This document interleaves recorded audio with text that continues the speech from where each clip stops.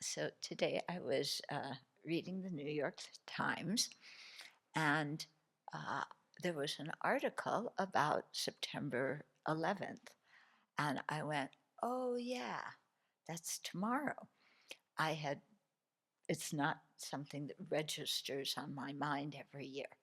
But when I read the article, it was clearly evident that for some people it registers on their mind every year, and for some people every day.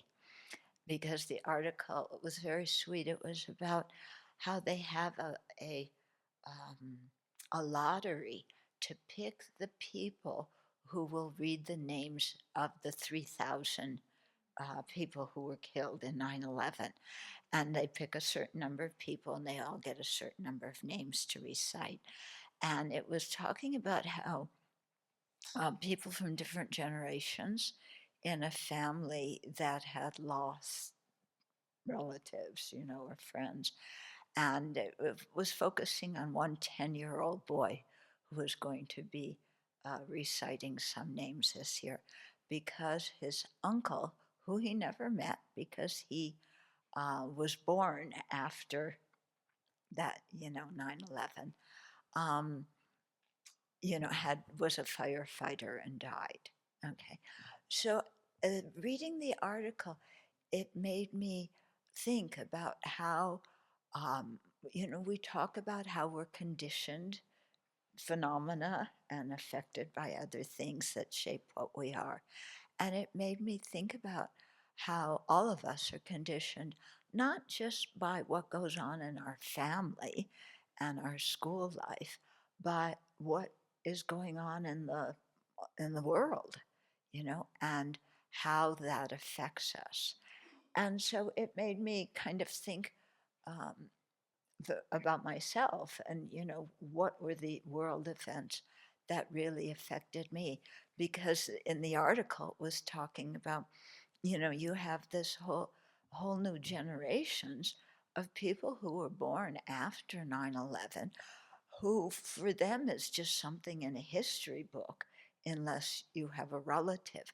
And so it's harder for them to understand the people from older generations who actually lived through that. Yeah. And I remember somebody, when they were writing questions for Venerable Wu Yin, one of the questions was, how do you bridge the generation gap between older and younger monastics? Um, so it made me, all of this made me think, okay, I've lived through some things that people here haven't lived through simply because we were born at different times, and that this is going to really influence how we look at different things in our life. Okay, so I was born in 1950 in a Jewish family. I grew up in the shadow of the Holocaust. Okay, so the Holocaust, the World War II had finished 5 years before I was born. But in many people's mind, it was still going on, and the Holocaust especially was still going on.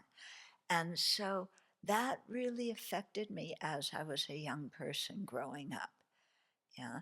And the way it affected me was um, to think about how stupid war is and how uh, I don't understand adults who discriminate people on the basis of their religion or the color of their skin or what they believe.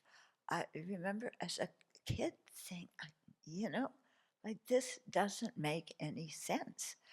Um, it made me also, uh, I grew up very much with the idea of you take the position of the underdog. You always stick up for the people who are oppressed. Yeah, it was very much, influencing me as I grew up. Um, the next thing that I just did this in a few minutes, so it's probably more. But the next thing that I really remember, world event happening, was the Cuban Missile Crisis. I don't remember exactly the year it was. Somebody else might, but it was during Kennedy's administration. Okay. And uh, I still don't know all of the things that happened because I was a kid. I remember I was in junior high, I think, middle school or younger. No, I must have been in junior high because my memory of it is I was in the library and somebody was talking to us, and I looked behind. We were standing in front of some books with shelves, and there was a book that said World War II. And I remember turning around and seeing that and holding up three fingers, World War III, because there was something going on where as I learned later, I didn't know what it was at the time. I didn't understand. I was too young. But the Russians were moving missiles into Cuba. And of course, that's a little bit too close for comfort for the US. And so there was, what are the Americans going to do? Because they don't want Russian missiles that close to Florida. Okay. So there was tension in the environment because it looked like there could very well be war. Okay. What I also remember from grade school, elementary school, was going on, we didn't just have fire drills, we had um, nuclear bomb drills, yeah, because it was the Cold War. And there was, I grew up in California on the coast. Where are they going to bomb first when they send the planes over along the coast? And, so we were trained as little kids. When the drill buzzer went off, you dove under your desk and put your hands behind your neck. Okay. And that was going to save us from the nuclear bomb. Okay. Um, it's interesting how that conditioning affected me because years later, when I was in an earthquake in Los Angeles, I was sleeping when the earthquake happened early in the morning. What did I do? I dove under the desk and I put my hands like this automatically, and then I realized, oh, it's an earthquake, you know. But this is how conditioning works, yeah. Okay, then the next world event that really had a big impact on me was JFK's assassination. Yeah, because we loved JFK. He was new energy in the White House. He cared about people. We didn't know about his affair with Marilyn Monroe at that time. Um, but the whole Kennedy family, Bobby Kennedy too, yeah, the father of, yeah, uh, Bobby Kennedy was wonderful. So JFK's assassination, again, I was in, I think, seventh, eighth grade when it happened, okay, in math class. The phone rang in the classroom, and Mr. Casey went to answer it. And then he turned around and he told us the president's been shot and killed. And there was dead silence. None of us knew what to make of this. This was totally outside our mind of what could happen in our life, you know, because he was wonderful. The family was wonderful. Um, how could somebody kill him? Yeah.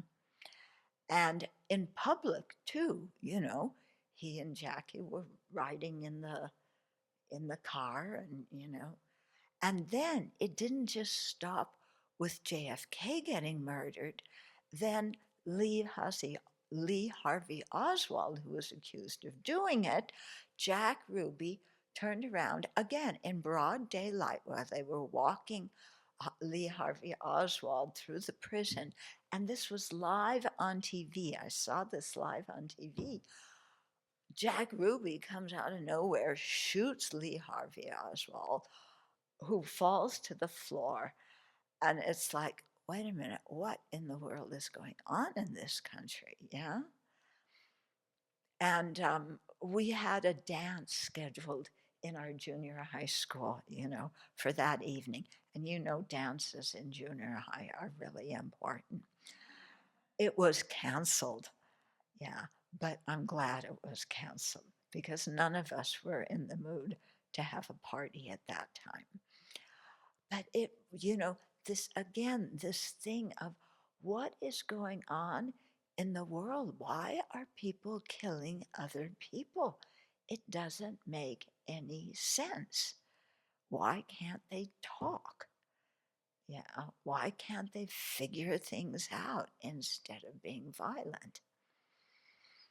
Okay, so, uh, so JFK's assassination. Then, yeah, uh, last year, no, well, maybe so, first year of college, yeah, what happened? Bobby Kennedy was assassinated. Martin Luther King was assassinated. Again, what is going on? This, I do not understand this world. I do not understand adults. To me, it was like, because the adults were the ones running the country. And look what they were coming up with as solutions to problems. Yeah, it doesn't make any sense. Yeah, that I remember very particularly because I had spent the night at the family's house of one of the guys I was dating then, and his mother did volunteer work at the VA. So the day after Bobby Kennedy was shot, I went with her to the VA, and we were talking to veterans there and hearing their perspective and how shocked they were, yeah, and you know those kinds of things. Okay, then, yeah. What else is going on while I'm in college? The Vietnam War. Okay.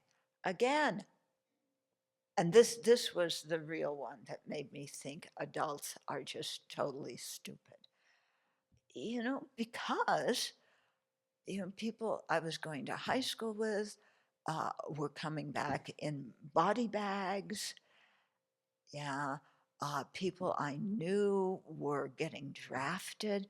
They were trying to decide, whether to enlist, whether to get drafted, whether to go to Canada.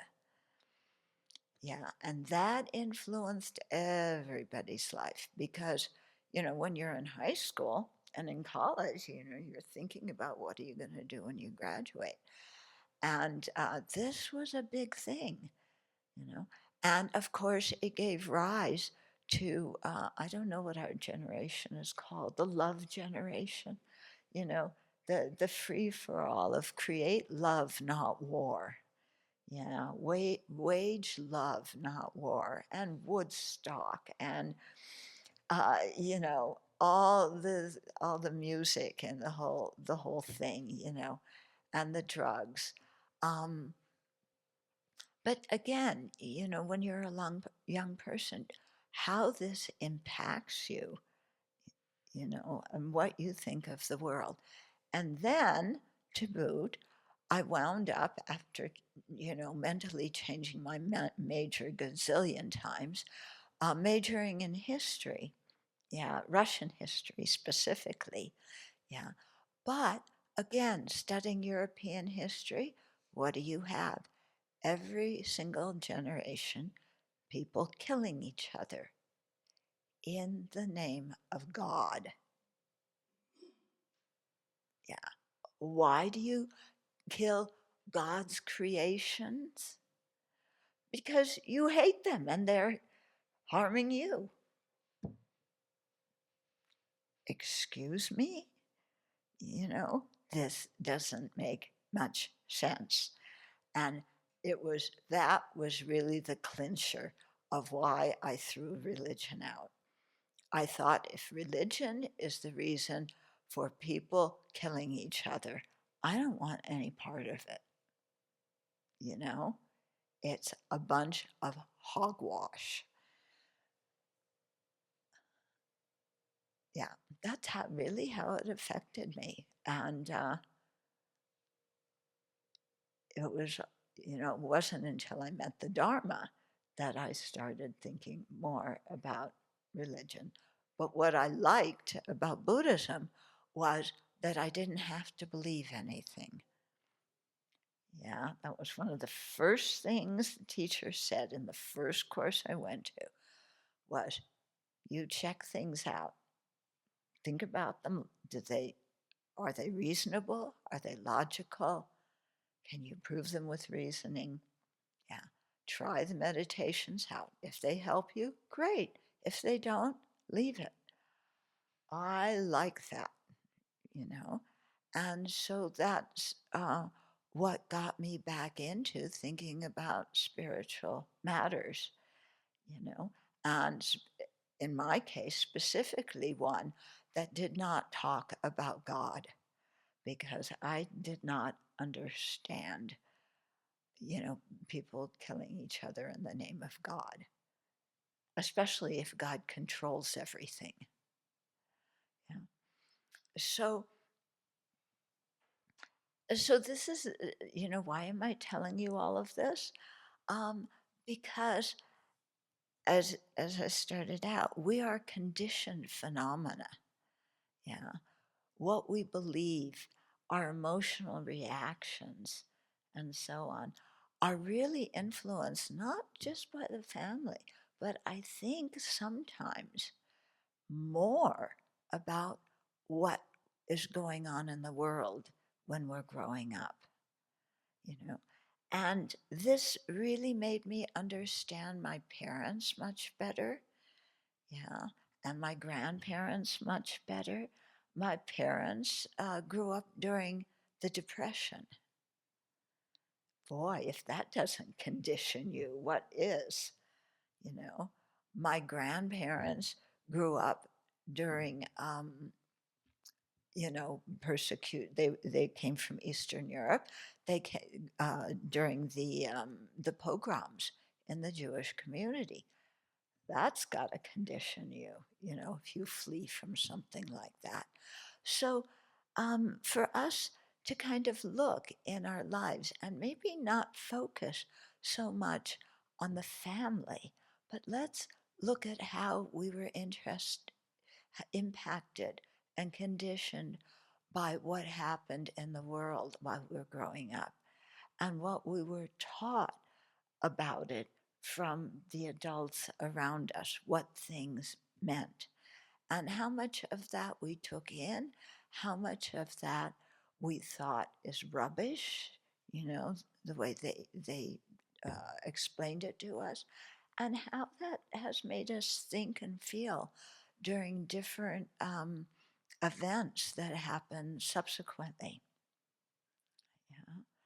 And I'd be very interested in talking to the generation of monastics born after me, because, like this 10-year-old boy and these children who are reading the names of the 9/11 people who died, they'll read these tomorrow at the memorial. How do you think about the things that I just talked about that you weren't alive when they happened? You know, and it made me think, wow, there are people here who were not alive when Kennedy was assassinated. Wow.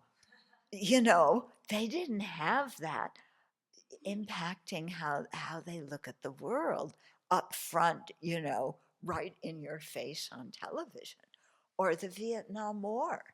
And so I'd be quite interested in hearing from those of you who are younger than me. Um, and how this kind of thing influenced you, you know. And we have quite a diverse community, also people coming from different countries, you know, and different backgrounds, and how the things that happened in the countries where you grew up, yeah, how those influenced you and made you think, okay? And it will help us understand ourselves as conditioned phenomena and other people also as conditioned phenomena. And maybe, yeah, I mean, well, what's one effect of this kind of thing? Now, what's happening in the country? Yeah.